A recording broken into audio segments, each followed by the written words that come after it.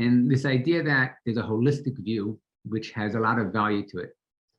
And I think we spend a lot of time, I mean, me, I guess, as data scientists, looking at lots of little things. You look at the data, and then you look at the elements of data, you look at the annotated part, and then you look at the more, etc.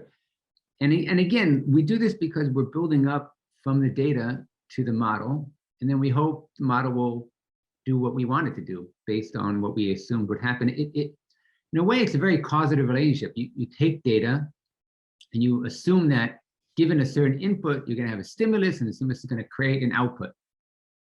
And that's bottom up, but the holistic approach is going to say, well, maybe that output came from a whole bunch of other things.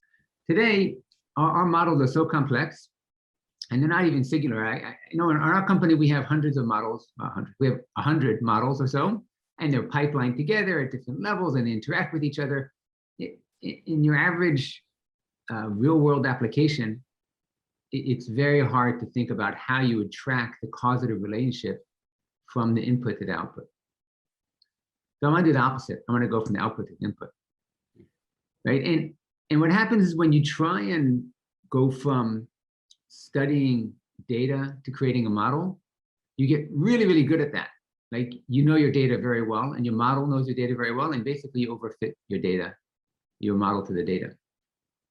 So, you know, we try to find techniques. And again, the techniques we do to prevent overfitting, they're data-centric. We look at the data and we go, well, we need more data. So we need different types of data. Sometimes we can prune the model randomly. Well, but we don't really understand enough of what was the model thinking when it made its decision. So trying to understand why a model made its decision is maybe at the heart of explainability,